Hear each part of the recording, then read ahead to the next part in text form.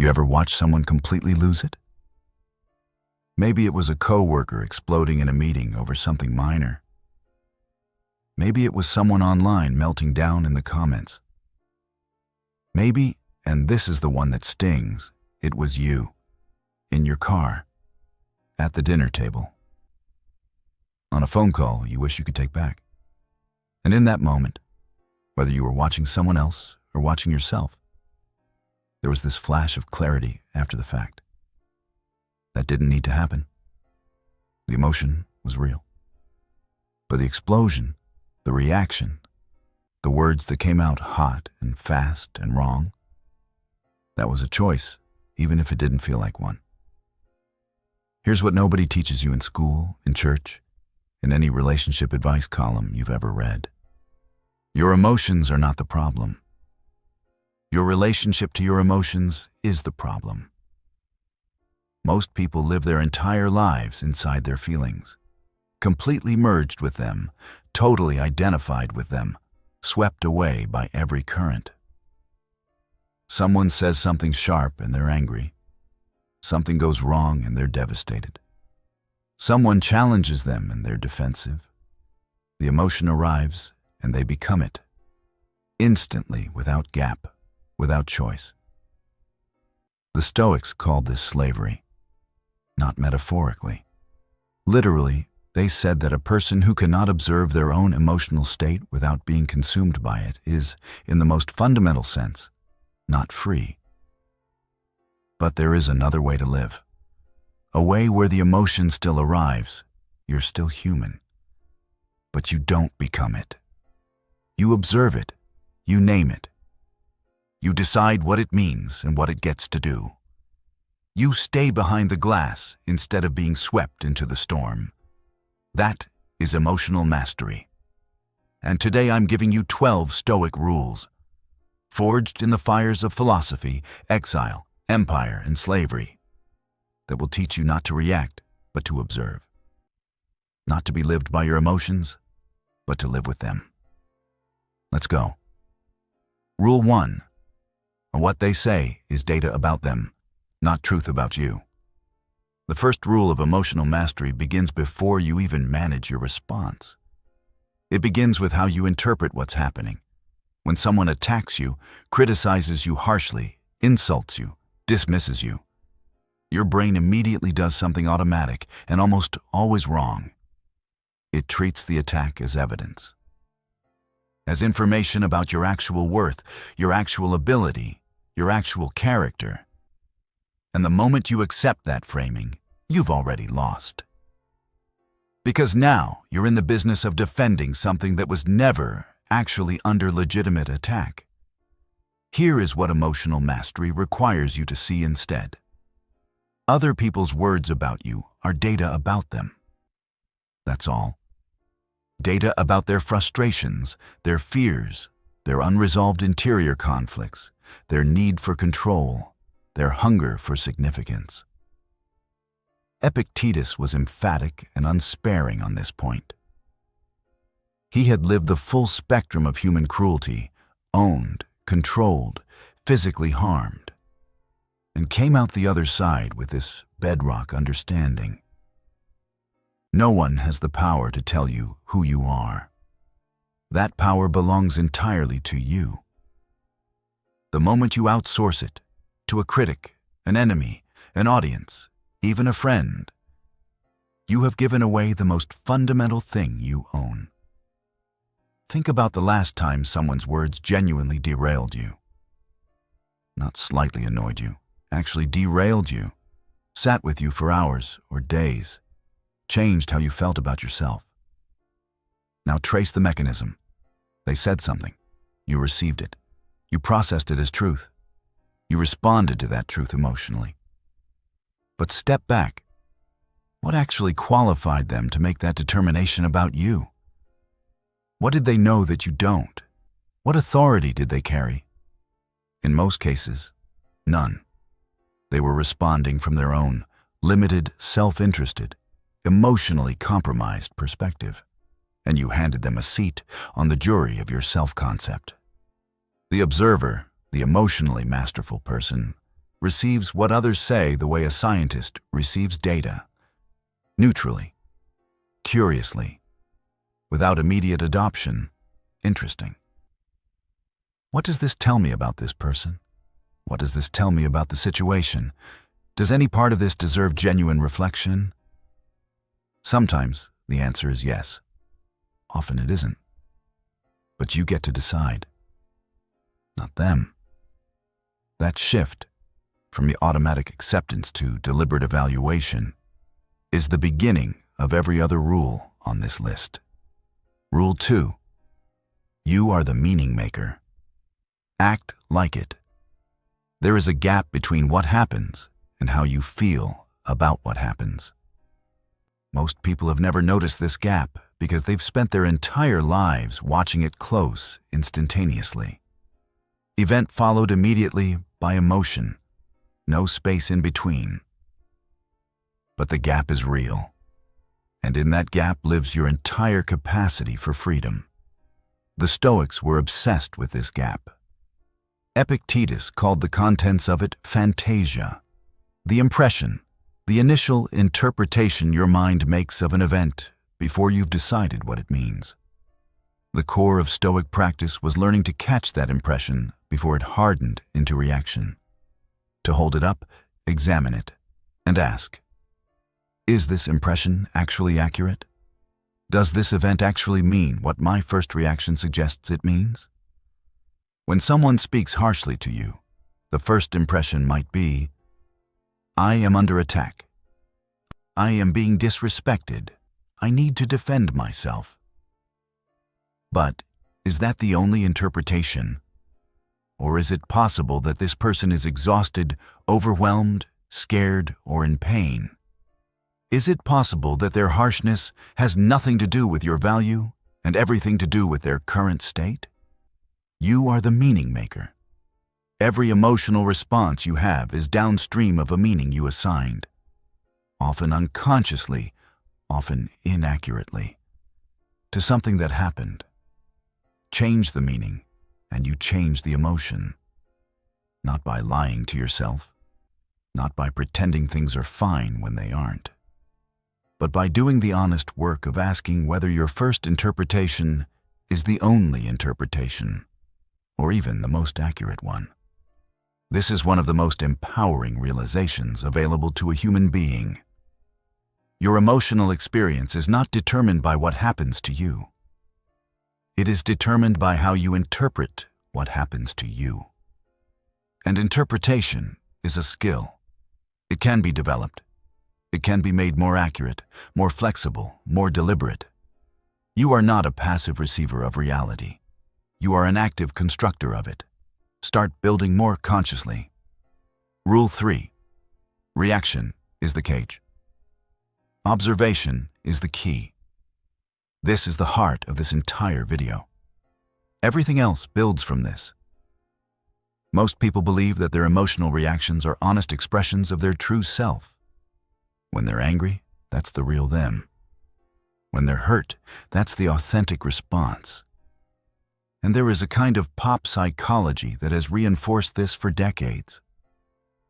The idea that suppressing emotions is harmful, that authenticity means expressing what you feel when you feel it, that holding back is somehow a betrayal of yourself. The Stoics saw this completely differently, and I think they were right. Your reactive emotional state, the flash of rage, the spike of defensiveness, the wave of anxiety, is not your truest self. It is the most automatic version of yourself, the version operating on the oldest, most primitive programming available. It is the version of you that has not yet had a chance to think, to choose, to apply values. Marcus Aurelius understood this viscerally. He was emperor of Rome. Every word he spoke had consequences that rippled across millions of lives. He could not afford to govern from his reactive self. He wrote in his meditations, pages that were never meant to be published, written only for himself, about the daily practice of catching his reactions before they became responses, of observing the anger, the frustration, the grief, and choosing what to do with them rather than simply being driven by them. That is the distinction. Reaction is automatic. Response is chosen. Reaction happens to you. Response comes from you. And the gateway between them, the practice that makes the shift possible, is observation. The capacity to watch your own emotional state without immediately becoming it. To notice I am feeling provoked right now without that noticing immediately escalating into the provoked behavior. This is not emotional suppression. The emotion is fully felt. It's just not fully obeyed. You observe it the way you might observe a strong wind. You feel it, you acknowledge it, you don't pretend it isn't there. But you don't let it determine your direction. Reaction is the cage. Observation is the key. Use it. Rule 4. The pause is where your power lives. Stop for a moment and think about every decision you've made in anger that you later regretted. Every harsh word spoken in heat. Every message sent before you slept on it. Every public reaction that revealed more about your inner state than you intended to share. Every escalation that could have been a de-escalation if you had just waited. 10 seconds, 30 seconds, a single night. What do all of those moments have in common? The absence of a pause. The pause is not a passive thing. It is not hesitation born of weakness or uncertainty.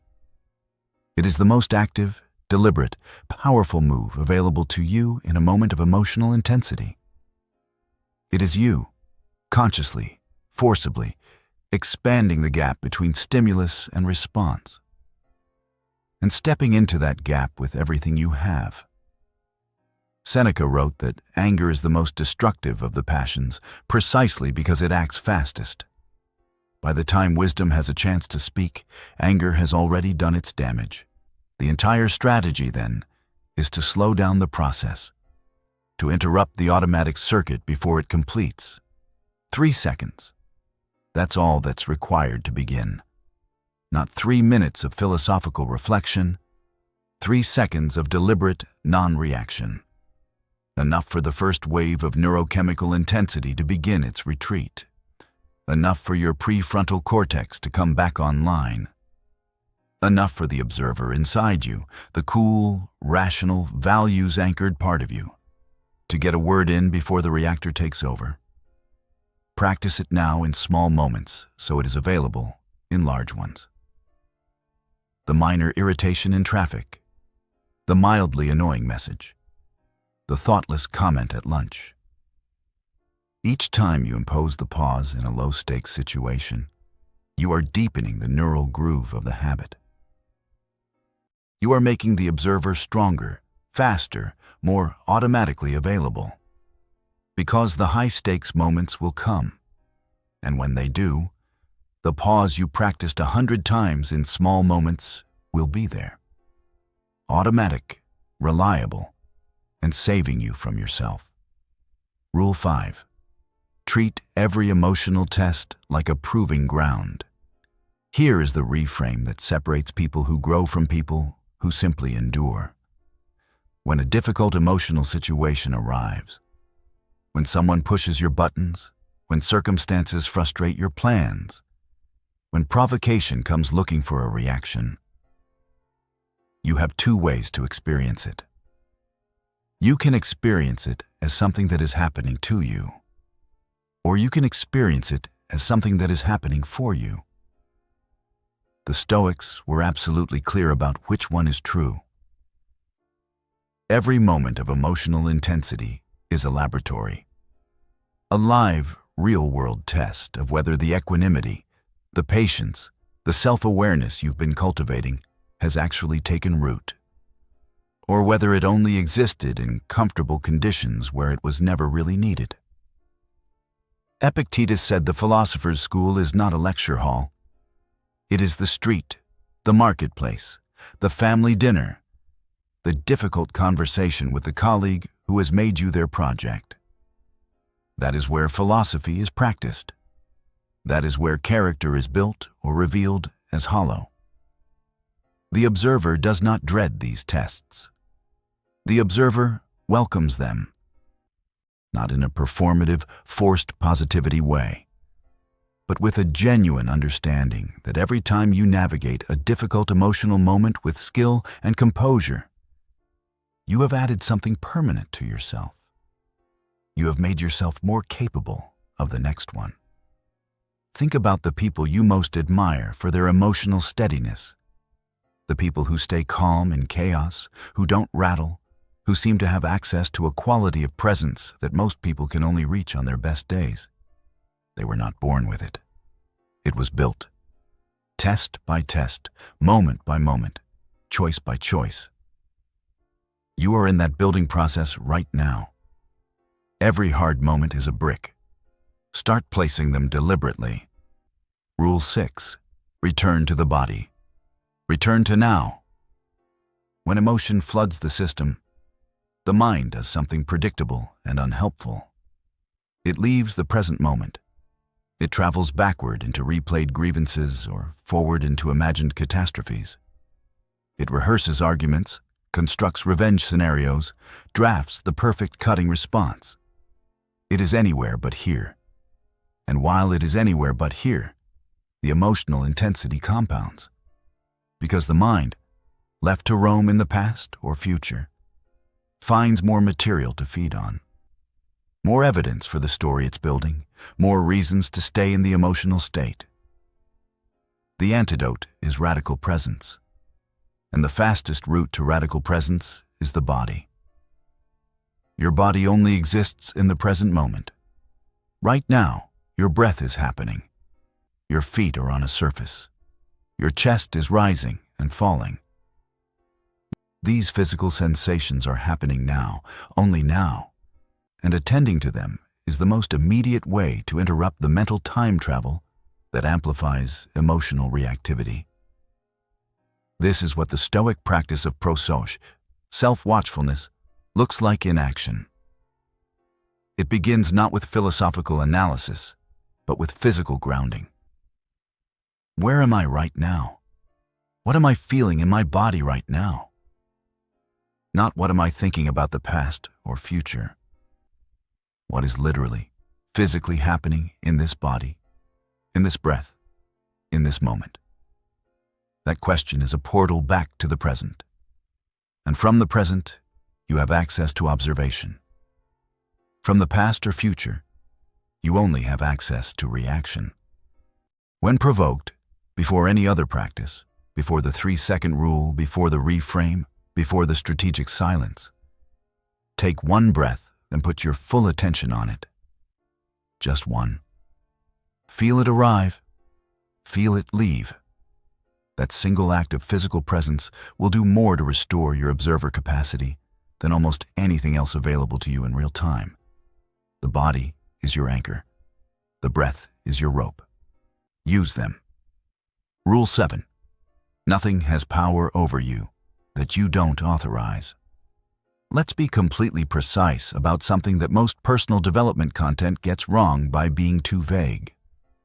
External events do not cause your emotional states. They trigger them. The difference is everything. Cause implies that the external event has the power, that it acts on you, produces the response in you, determines your experience of it. Trigger implies that the external event activates something that was already present, a stored reaction, a conditioned response, a deeply held belief about what this kind of event means. The Stoics were surgically precise on this. Marcus Aurelius wrote, "If you are distressed by anything external, the pain is not due to the thing itself, but to your estimate of it. And this you have the power to revoke at any moment." Not eventually, not after therapy, at any moment. Because the estimate, the meaning assigned, was always yours. This is enormously empowering once it lands. Because it means that your emotional experience is not at the mercy of circumstances, other people, or events you can't control. It is at the mercy of your estimates, your interpretations, your ingrained beliefs about what things mean.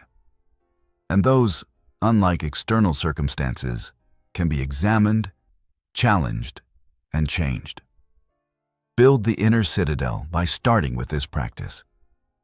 When an emotional reaction arises, instead of immediately expressing it or suppressing it, simply ask, what estimate am I making right now that is producing this feeling?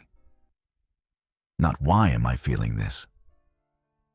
That question often leads to more story.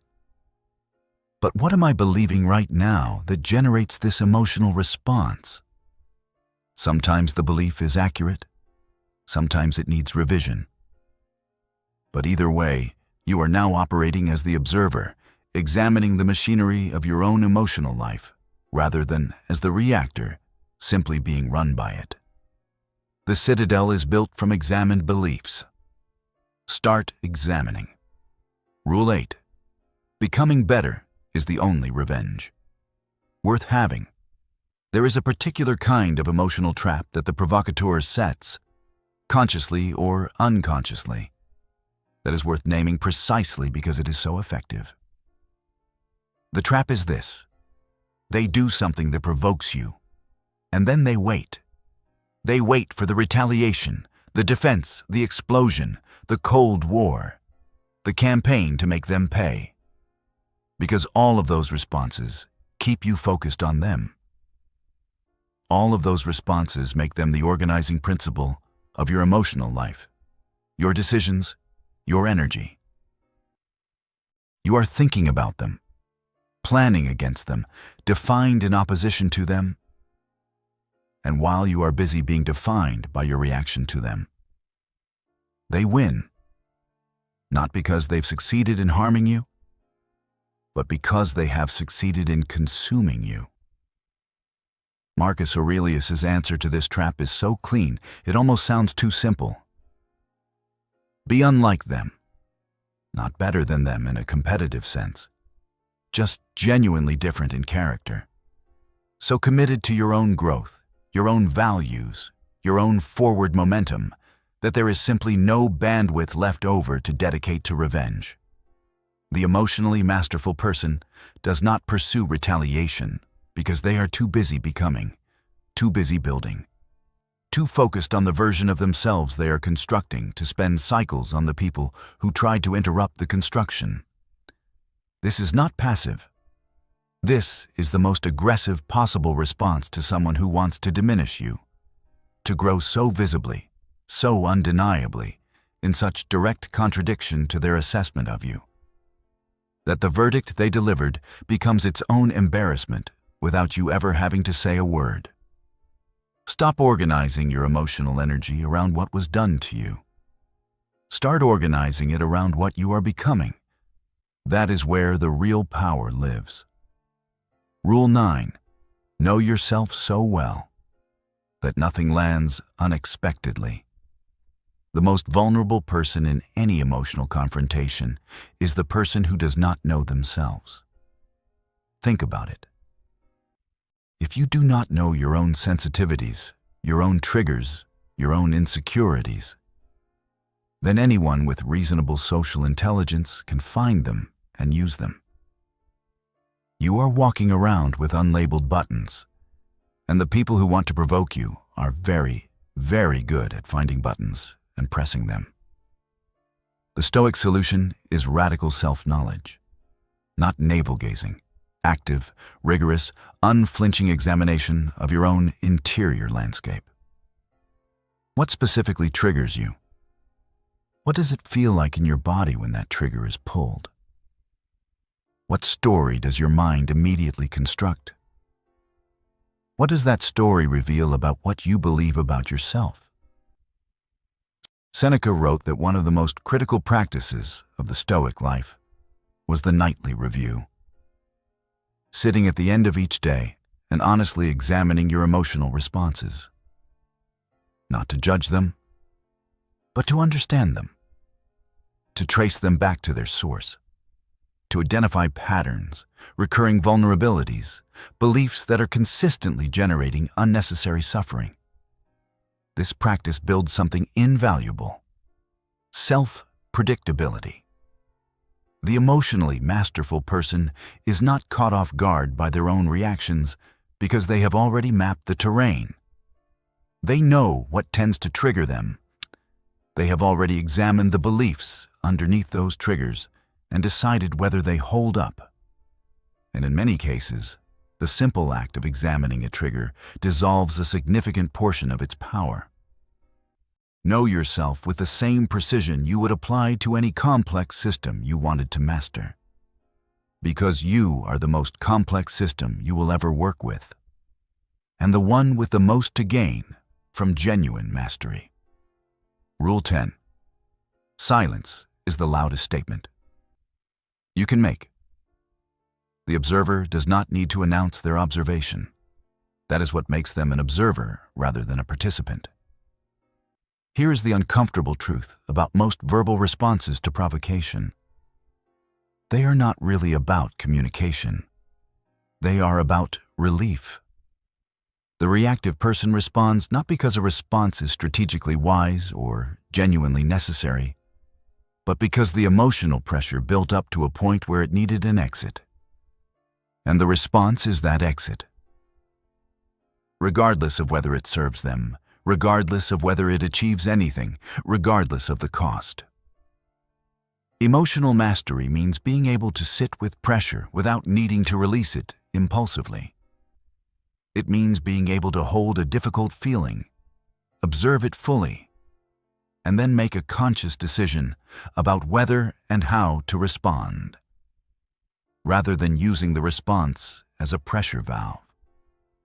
And very often, when you make that deliberate decision from the observer position, the answer is, say nothing. Not because you have nothing to say, but because the silence communicates more precisely than words could. It communicates that you observed what just happened, assessed it, and found it beneath the threshold of your response. That is not submission. That is one of the highest expressions of dominance available in social dynamics. The person who cannot be baited into reaction cannot be manipulated. The person who meets aggression with unbroken stillness communicates, without a syllable, that their interior world is not accessible from the outside. And that communicates something that words, no matter how brilliant, cannot. Genuine, structural, unperformable peace. Practice the discipline of the unspoken response. Learn to feel the pull toward reaction and choose stillness instead. Start small. Let the minor provocations pass in silence and notice what happens. Notice that the world does not end. Notice that you feel more powerful, not less. Notice that the provocateur, finding no reaction to feed on, often has nowhere to go. Silence is not empty. In the right moment, it is the fullest thing in the room. Rule 11. Let every trigger be a teacher. This rule asks something of you that is genuinely hard. It asks you to be grateful for the things that make you reactive. Stay with me. Every emotional trigger you have is pointing at something. It is pointing at a belief, a wound, an unresolved story, a fear that has not yet been fully faced. And as long as that thing stays in the dark, unnamed, unexamined, unconsciously running your responses, it will keep running them. The trigger will keep working because the underlying thing it's pointing at is still there. But the moment you turn toward it, the moment you treat the trigger not as something to escape or suppress, but as a teacher pointing at something worth examining, its power begins to diminish. Because most emotional triggers survive on avoidance. They are maintained by the fact that you have never fully looked at what's underneath them. The Stoics called the practice of deliberate exposure to difficulty ascesis, training, not for the sake of suffering, but for the sake of the self-knowledge and resilience that only difficulty can produce.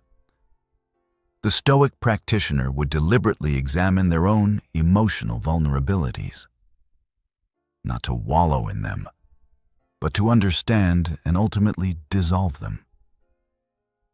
When you are triggered, when something someone says or does produces a reaction in you that feels disproportionate or automatic, that is not an emergency. That is an invitation to look at what is underneath, to ask, why does this specific thing have this much power over me? What does my reaction tell me about what I believe? And is that belief actually true? That line of inquiry, followed with honesty and without self-judgment, is one of the most powerful forms of self-development available. Because it doesn't just make you more resilient to this particular trigger. It removes triggers altogether. One by one, through examination, the things that used to set you off become simply things that happen, observed, noted, and released. Every trigger is a teacher. Stop running from your curriculum. Rule 12. See the human behind the hostility. This is the rule that requires the most of you, and it is the one that gives the most back. When someone provokes you, when they are hostile, aggressive, cruel, or deliberately destabilizing, the emotional response is to dehumanize them slightly, to flatten them into a villain, an obstacle, a threat, because that framing justifies the reactive response. It's easier to fire back at a villain than at a suffering person. But the observer sees something the reactor cannot. The observer sees past the behavior to the person. And the person, almost without exception, is acting from some form of pain. Marcus Aurelius returned to this again and again in his meditations. The practice of seeing the humanity behind the difficulty. He would remind himself that the people who frustrated him were not simply obstacles or enemies. They were people who, like him, wanted to be happy and were failing at it in ways they probably didn't fully understand. People who were doing the best they could with the interior resources they had, which were often, clearly, insufficient for the challenges they faced. That recognition, which requires nothing from you except a willingness to look, does something remarkable to the emotional charge of a confrontation. It does not excuse the behavior. It does not mean you accept harm or stay in harmful situations. But it removes the personal sting. It shifts the confrontation from this person is attacking me to this person is struggling. And that struggle is currently aimed in my direction. And from that shifted perspective, your response changes, not to weakness or passivity, but to a kind of grounded, clear-eyed steadiness that is far more powerful than reactivity. You are no longer a participant in their drama. You are an observer of their pain. And observers don't get swept away. See the human, feel the difference. That difference is emotional mastery. Here is what I want you to take away from everything we've covered today. Emotional mastery is not about feeling less. It is about being more than what you feel. It is the difference between being a leaf on the surface of the water, taken wherever the current goes, and being the riverbed itself. Solid. Still. Allowing everything to move through without being moved. The 12 rules we walked through today are not 12 separate practices. They are 12 angles on one central truth. You are not your reactions. You are the awareness behind them. And the moment you genuinely inhabit that awareness, the moment you step back from the automatic and into the deliberate, everything changes. You stop taking personally what was never personal. You stop accepting the meaning that others try to assign to you. You stop being lived by your emotions and start living with them. You build an inner world so solid, so examined, so deliberately constructed, that external provocation has nowhere to land. This is what Epictetus built in chains. This is what Marcus Aurelius built under the crushing weight of empire. This is what Seneca built in exile, facing death, stripped of everything. They were not extraordinary men, granted extraordinary peace. They were ordinary men who did extraordinary work on the only thing they actually owned, their inner life. That work is available to you, right now, today, not when things calm down, not when the difficult people in your life finally change. Today, in the next conversation that tests you, in the next moment someone reaches for a reaction they haven't earned, don't react. Observe. Observe what they're showing you about themselves. Observe what your reaction is revealing about what still needs work inside you. Observe the gap between stimulus and response, and step into it as the most conscious, most deliberate, most unshakable version of yourself. That person is not far away. They are one practice at a time. If this landed for you, share it with someone who needs it. Tell me in the comments which of these 12 rules you're taking with you today. And subscribe, because we are going deep into Stoicism, into the philosophy of a well-lived life, into every tool the ancient world left us for navigating the modern one. Don't react. Observe, and watch your whole world change. See you in the next one.